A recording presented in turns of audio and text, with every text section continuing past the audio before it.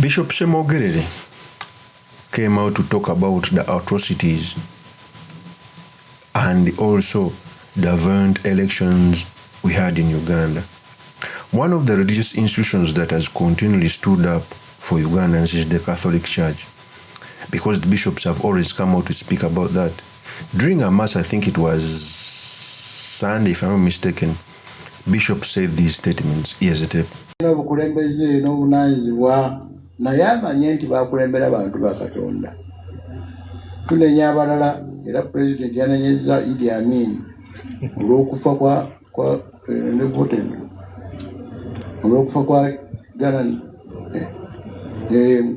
Archbishop Ganan Lumu. Era kituufu yakola bubi nnyo. Yamunenyezza nnyo nti yakola kikyamu kubanga yakwata ku ndadiini. Era n'agamba nti abo bwe baali abakyamu mukubba obululu n'okutabangula ensi. Mwabiwulira biri ku mawulire. Lwaki musisi?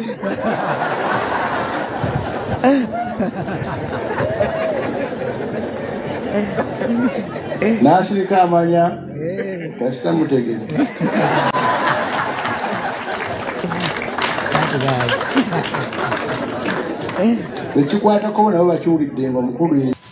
That is Bishop. Although he never came out directly to mention the name, because we have two types of speech. There is a figurative speech. You can speak something meaning the other. When the bishop came out to say those statements, it means that even the congregation started. You clearly see that even Ugandans understand and acknowledge voter bribery and theft, which is, by the way, a catalyst of something very dangerous. The reason is why there was a civil war in 1980. What acted as a trigger? Okay, there were some underlying circumstances, but what acted as a trigger was the election of 1980 that was stolen. So the purpose of this video, I've come to talk about the statements which were made by Bishop SSEMWOGERERE, what it means for our politics, and most importantly, the study materials we can learn from the politics of our nation. But before I do this, I want to let you know that if you're new to this channel, please subscribe. And if you're watching this video from a different platform, please head on to YouTube, type in Sula Mawagali. There's a lot of content of this nature. If geopolitics and economics is what you want, this will be definitely the right channel for you to subscribe to.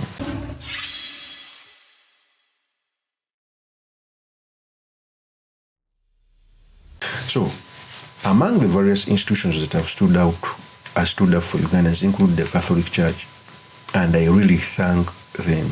I'm not a Catholic personally. I think the second institution may be the Muslims, especially the Chibuli faction.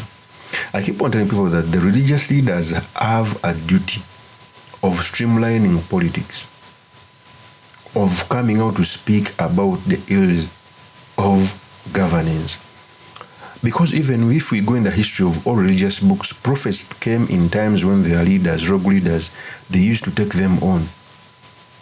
They never joined those leaders to cause mayhem and violence on the God's people. I thank every religious leader who comes out to speak. And the Catholic Church has always done that job. For the bishop to speak like that, it shows that there are some issues that's going on.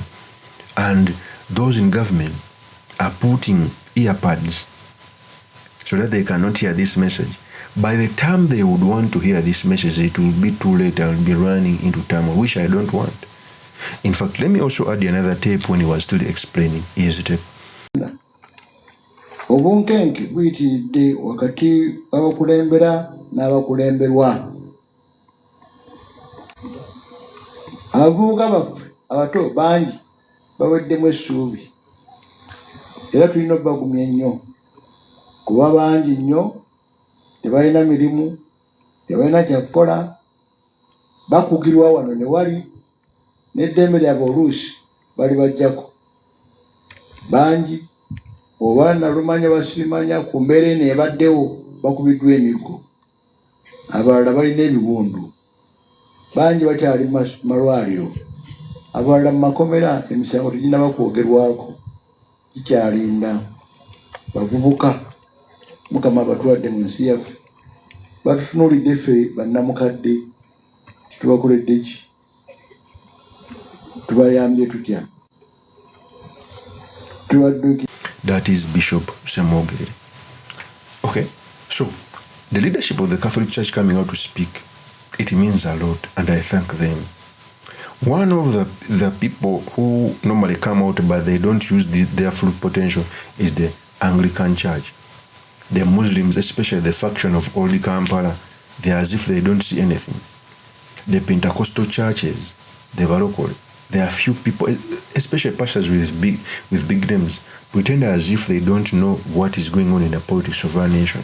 And I feel bad. For me, I keep on telling people, if each and every institution, outside government spoke, maybe we would have had a difference. The cultural institution, I normally see the Bukana Kingdom, other cultural institutions keep mum as if there is nothing happening in the country. Okay?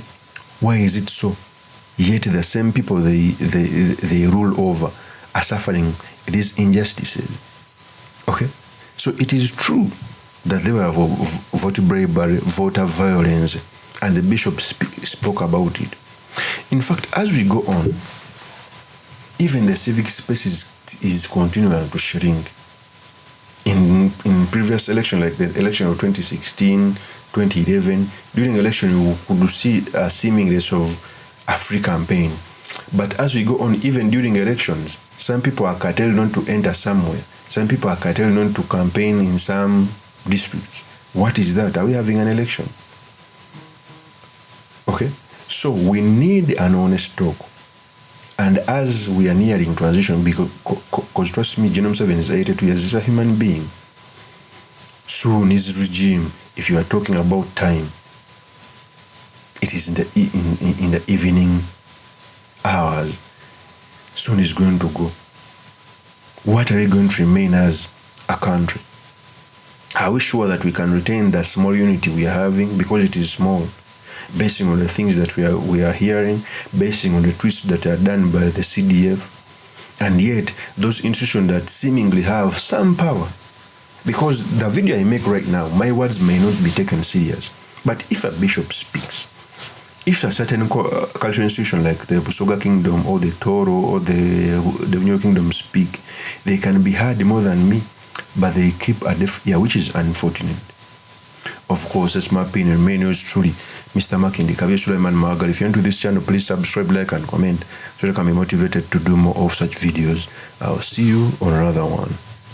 Peace.